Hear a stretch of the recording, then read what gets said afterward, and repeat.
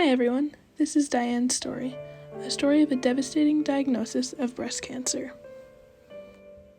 This is Diane, a 40-year-old mother of two and a veterinarian by trade.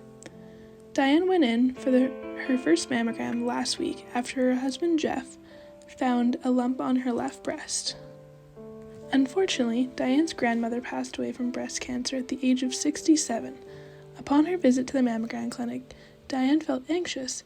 This one test could have the power to alter her future, the future of her children, and the future of her own life.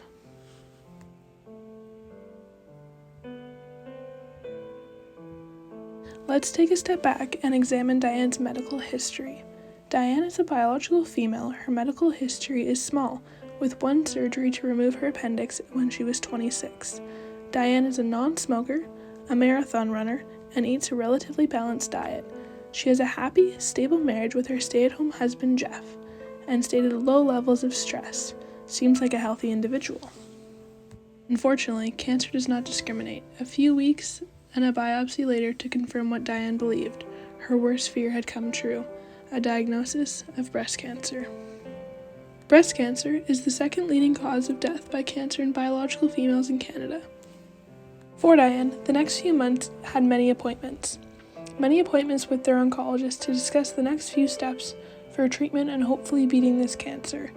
As a group with interprofessional collaboration, they decided to begin chemo treatment and eventually have a double mastectomy to remove any remainders of the cancer. Thankfully, the diagnosis of breast cancer in Diane's case was caught early. There is research to the likelihood of a decrease in mortality rates with the increase in preventative screening for breast cancer. More research is still to come on the effectiveness of this screening. Now, let's check in with Jeff. Throughout this entire process and transition, he has been by Diane's side. Jeff has been supporting his wife in many ways, from empowering Diane in her own informed decision-making to bringing her warm blankets throughout her chemo treatments. Good job, Jeff. Jeff, while he may not be the one going through the chemotherapy, and he may not be the one with the diagnosis of cancer, he is still affected in many ways. Jeff is now taking on all his normal day-to-day roles, with the addition of taking care of his wife in a newfound caregiver role, as well as the added stress that comes with the level of uncertainty for her prognosis. The chemotherapy drugs that Diane is taking are admitted intravenously into the body. The intent of these drugs is to destroy cells that are proliferating inappropriately due to gene reproduction error. These drugs, however life-saving properties they hold, unfortunately come with a lot of adverse reactions, such as nausea, vomiting, hair loss, appetite suppressant, weakness, fatigue, signs of depression, dyspnea, and the list goes on. Diane's journey through the diagnosis of breast cancer and undergoing treatment has been an uphill battle.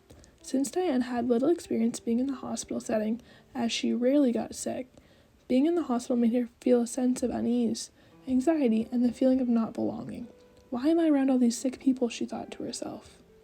Eventually, Diane accepted her diagnosis as a part of her, not something that's happening to her, but something that's happening within her. During her treatments, Diane has gotten to know one of the nurses on the oncology floor really well. Her name is Jen.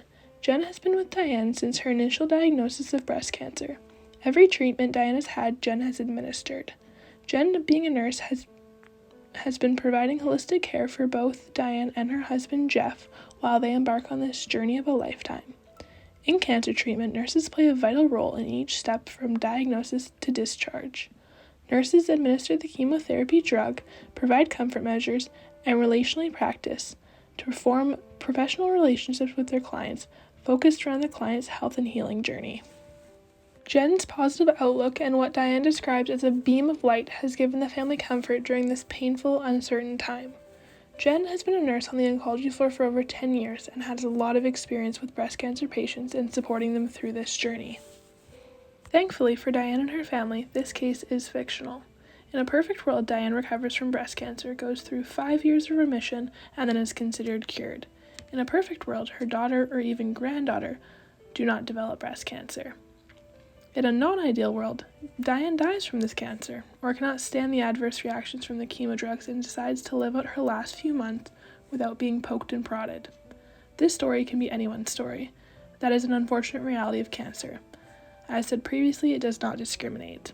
While 80% of people diagnosed with breast cancer are over the age of 50, breast cancer is still the second leading cause of death by cancer in biological females in our country.